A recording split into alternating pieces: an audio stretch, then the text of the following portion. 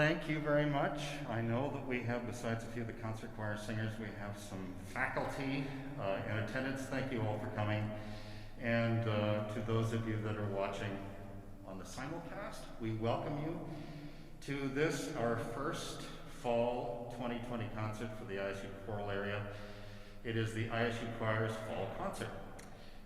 This is going to be rather different in terms of the fact that you don't see my face. And there are a bunch of singers behind me that have been practicing for the entire semester, practicing social distancing. They have been singing in this group behind me, the chamber choir, numbers 20 when we're at full strength. And we've been dividing the group in half and rehearsing for 30 minutes a day, and in masks and with 10 feet between each singer. And I want to thank Dr. Kevin Satterley, the president of ISU.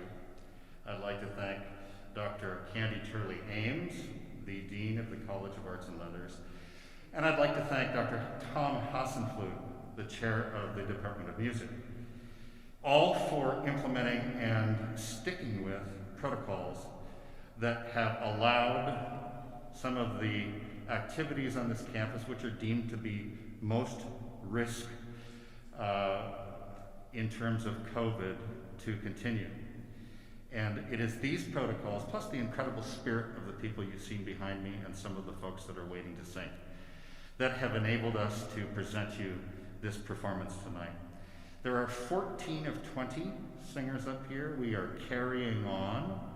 All 6 of the missing singers, whom we miss a great deal, are quarantining and have either contacted the virus themselves or have been quarantined because they've come into direct contact with somebody that has COVID. And they have all played a part in our rehearsals as well. Even though they're not here, we thank them, and we're thinking about you as we sing this program. As I said, this is the chamber choir. We would like to offer you a program of 4 pieces. There are no printed programs, so you'll have to indulge me a bit just to give you a little bit of information as we go through. We would like to begin with a setting of O Magnum Mysterium by the English Renaissance composer William Byrd. William Byrd, very interesting character who lived in the late 1500s through 1623 and served 4 different English monarchs: Henry VIII, Edward VI, Mary, or Bloody Mary because of all the trouble she caused, and Elizabeth I. And all of those people alternated between Catholicism and what became the Church of England that Henry VIII created. And William Byrd's talent was such that he was able to compose for all of these monarchs, regardless of their religious alignment. And so about half of his works are composed in Latin and were usually performed, obviously, in a Catholic rite. And the other, probably less than half, a third, were written in English for the Anglican rites.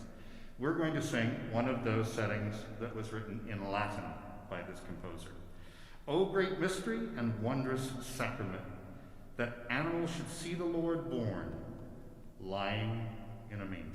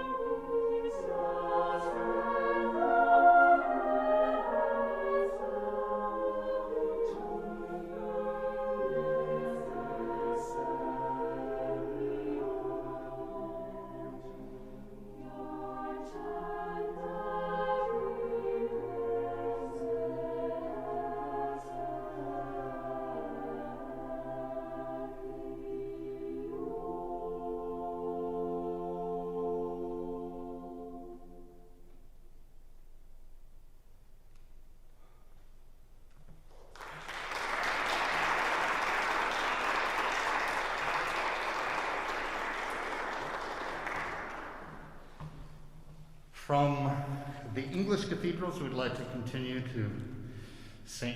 Thomas Church in Leipzig and perform for you Lobet Gott in seinen Reichen, the opening chorus from Cantata 11, otherwise known as the Ascension Oratorio. So we're a little bit off in terms of our liturgical calendar. Was performed May the 19th in 1735, written that same year. This is the first of a multi-movement cantata, and it represents Bach at his height. Praise God in his realms, praise him in his glory and splendor and magnificence. Seek his praise, which is rightly to express.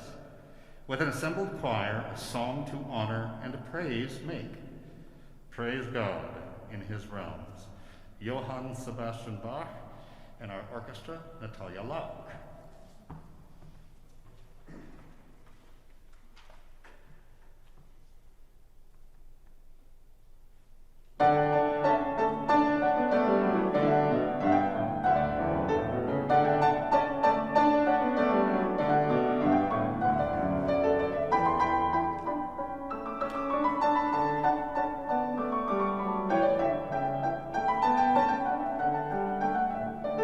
Amen.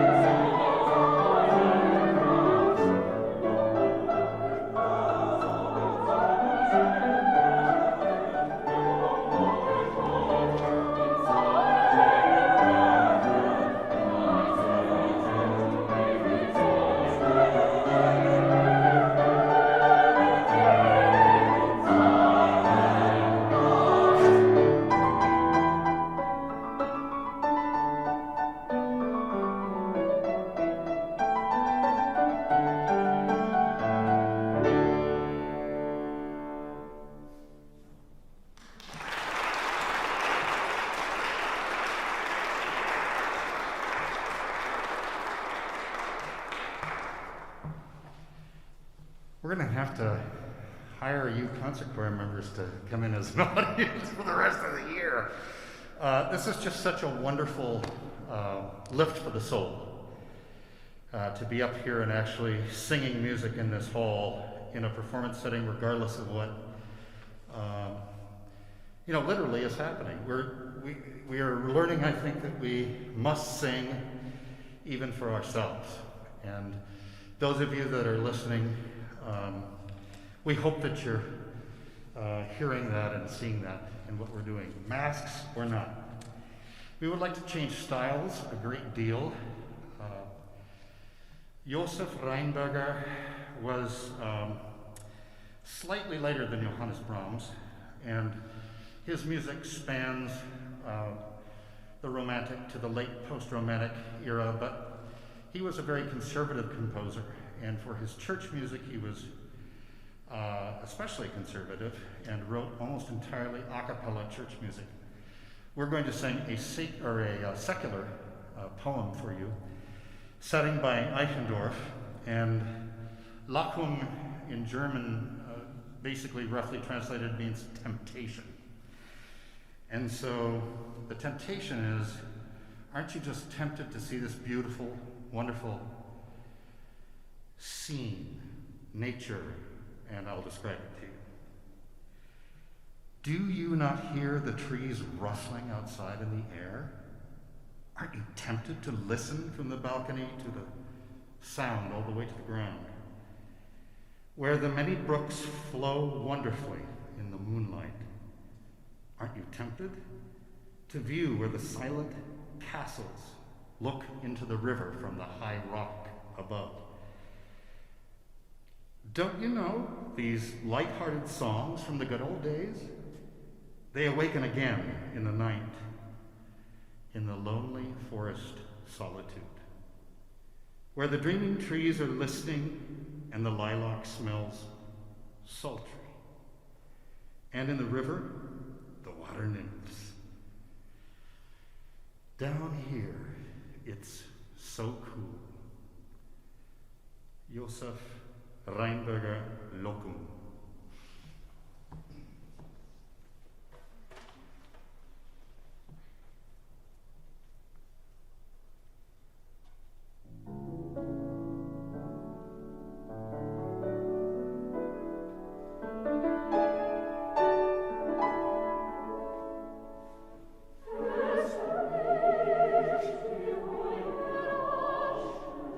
Aus dem König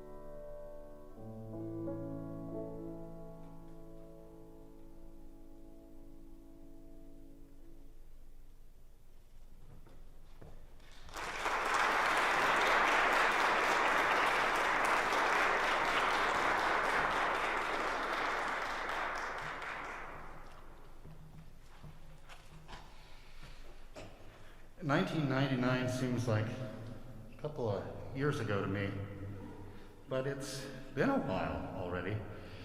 And in 1999, the version of this choir, the ISU Chamber Choir, traveled to Brazil and performed for the International Convention in Brasilia, Brazil, International Convention of Choral Conductors.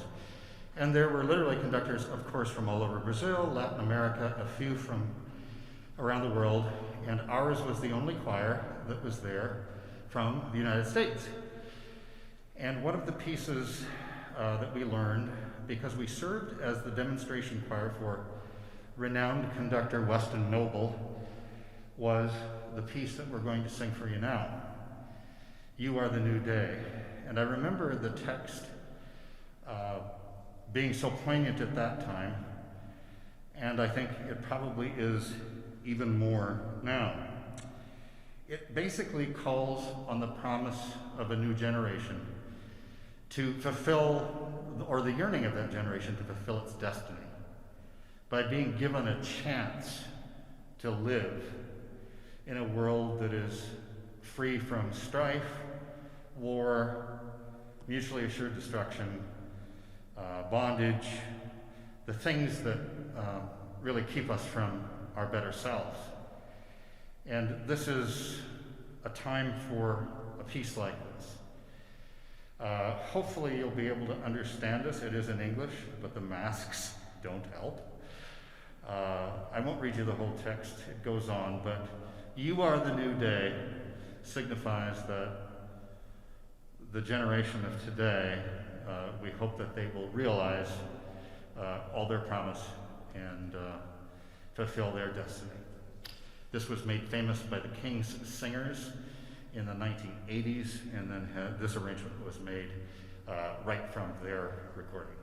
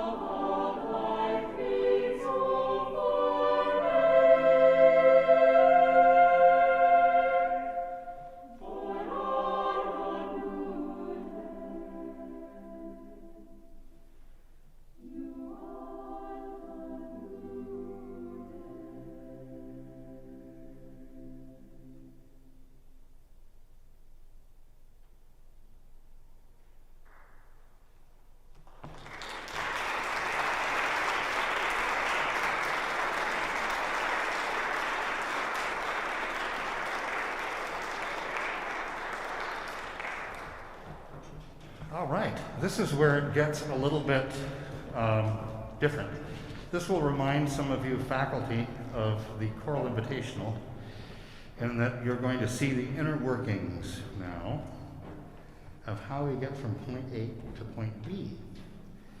And there's going to be a little movement of the piano and a microphone or two. So, gentlemen of the concert choir, if you'll come down and carefully get on the stage.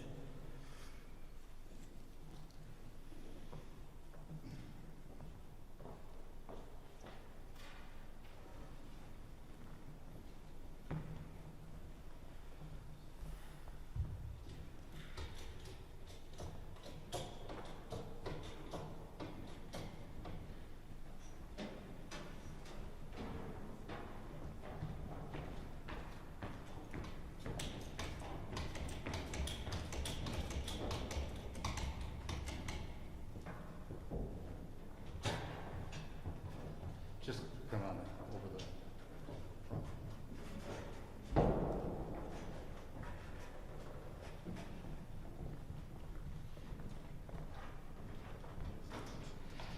Before I have the women come up, I'll tell you that this choir, the concert choir, is a 50-voice ensemble this semester.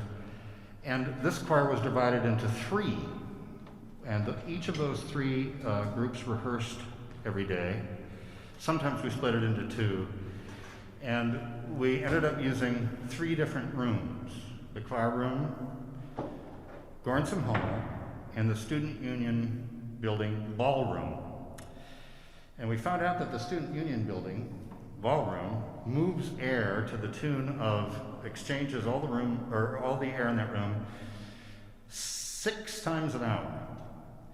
So that even exceeds the, CDC standards. And so we were actually able to rehearse 2 20-voice groups back to back with about 5 minutes between. So while we were using the other rooms, if it was a choir room, for example, I would rehearse the soprano section, and then we would let the choir room air out for 20 minutes while I rehearsed the altos in Goranson Hall. And then after 20 minutes, at the end of that rehearsal with the altos, I would rehearse the men's section back in choir room. So essentially, concert choir has had a third of its normal rehearsal time. Chamber choir, about half of its normal rehearsal time, and this next choir, about a third. So come on down. We're going to have the altos come down the stage left area, and the sopranos come up on the stage right area. So not only the discipline to do those things, but a remarkable record of attendance and getting from one place to the other. It's been kind of a shell game of scheduling, because early in the semester we would arrive at a room for a sectional and there was another class in it. And we were constantly improvising, and I think some of the rest of you faculty know what I'm talking about. Just getting to get used to all of the changing scheduling that was required for us to operate. We are one of the only colleges and universities in the state of Idaho, and probably in the Northwest, that is having regular ensemble rehearsals in some shape or form. And it's a lot has to do with the people whom I mentioned earlier, our leadership, starting with the president of the university, and the fact that these students have maintained their protocol, these masks, their distancing, and I think I mentioned that there are 8 singers missing from this ensemble today. And not a single case in either choir came from the rehearsal.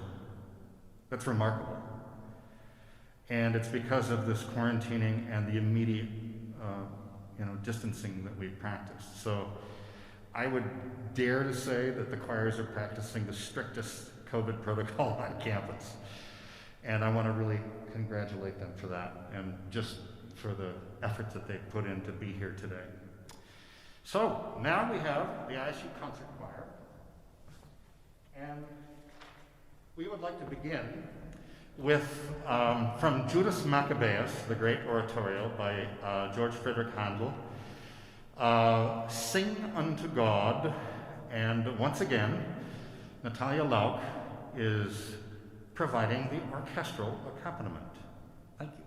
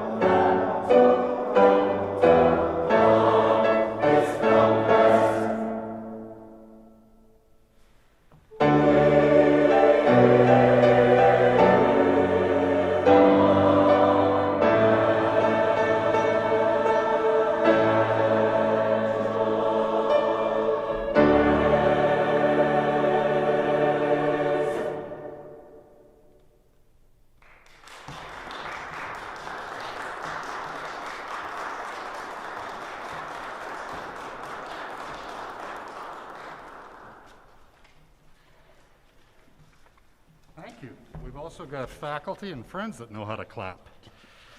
Can you hear me? There we go. I said we have friends and faculty that know how to clap as well. Thank you. Once again, we're changing styles rather dramatically. Some of you have heard recently, in fact, I think it was 1 or 2 Joy to the Worlds ago, that we performed a really beautifully sensitive setting of the text called Lullaby by Daniel Elder. From another set entitled 3 Nocturnes. Daniel was born in 1986, so he's a young pup. And my connection to his music is that he is a Westminster Choir College grad. I think I graduated from there 2 years before he was born. But I've actually met Daniel at some alumni receptions, and I said to him, I just complimented him so much about his piece, Lullaby. And he said, do you know the three nocturnes? I said, no, and they're older in terms of being composed before the other one. And I think it might be a new favorite for me. Daniel composed this poem. He wrote this poem, and then he set the music to it. On moonlit night I wander free, my mind to roam on thoughts of thee. With midnight darkness beckoning my heart toward mystic fantasy. Come and dream in me. How beautiful this night in June, and here upon the velvet dune I weep with joy beneath the moon. The path lies dark before my sight, and yet my feet with pure delight trod onward through the blackened veil. Beneath the starry sky so bright, oh, share thy light. These woods, their weary wanderer, soon in awe and fearful wonder swoon. I weep with joy beneath the moon. And as the darkened hours flee, my heart beats ever rapidly. Though heavy hang my eyes with sleep, my singing soul, it cries to thee, come and sing with me. The twinkling sky casts forth its tune, oh, must I leave thy charms so soon? I weep with joy beneath the moon. Perhaps some of those lines could be our mantras for the semester. Come and sing with me. From Ballad to the Moon by Daniel Elder.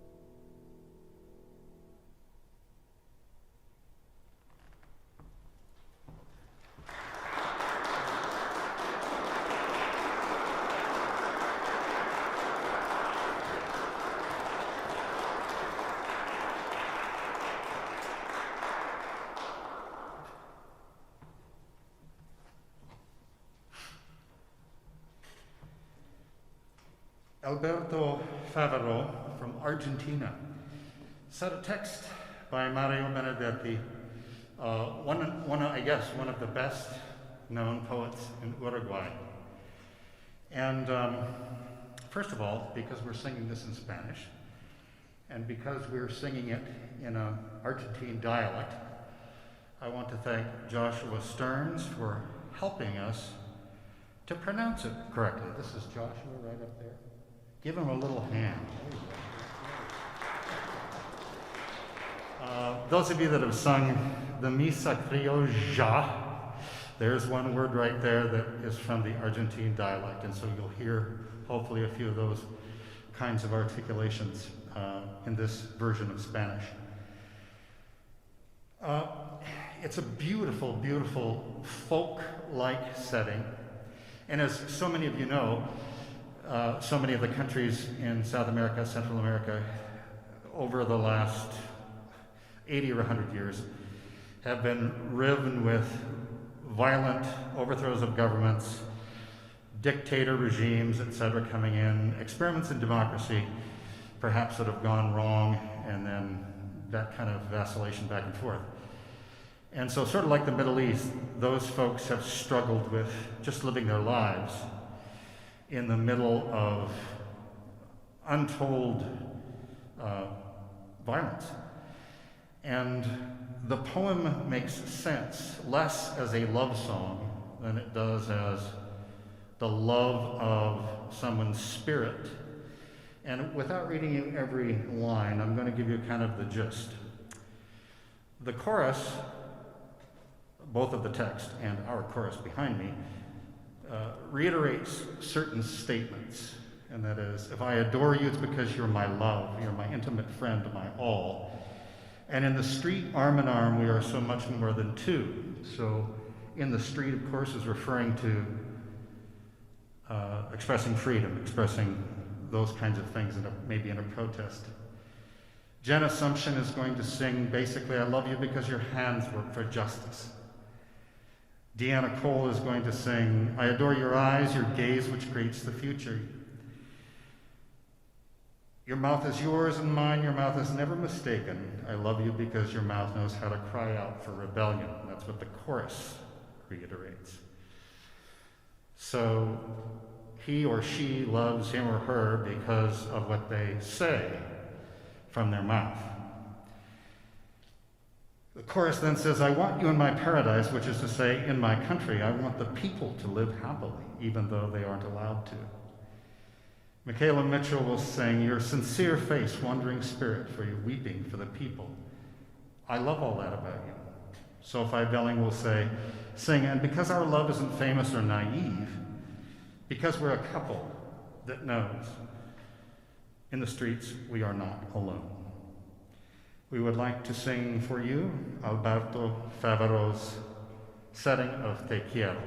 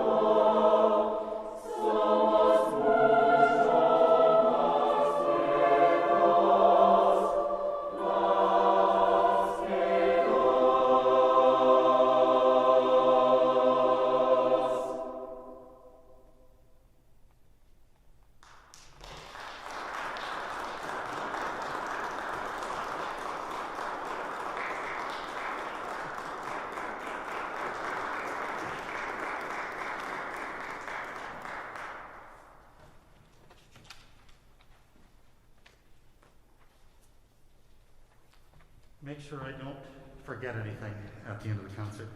Thank you so much for those of you that are in the hall coming and sharing this night with us, which we kind of consider a triumph. We made it. We sang a concert at least once this semester on the stage in Jensen Hall. So that is just we feel like such a triumph. Yeah! And and to those of you that are watching, thank you for joining us. We wish you could all be here with us. With knocking on lots of wood that's here on the stage, we do have one more concert scheduled on November 20th, which will probably feature a couple of the pieces that each choir has sung, plus a couple of new things. Or you may get to hear some of that music again in the spring. Such are the times we're in. So, once again, thank you so much. We would love to send you out of here and out of your listening experience, tapping your foot and feeling joy inside. And so we'd like to end our concert with the gospel, African American gospel piece entitled Lift Him Up, featuring our wonderful soloist, Melissa Matthews, and our wonderful pianist, Natalia Lau. Thank you again for joining us.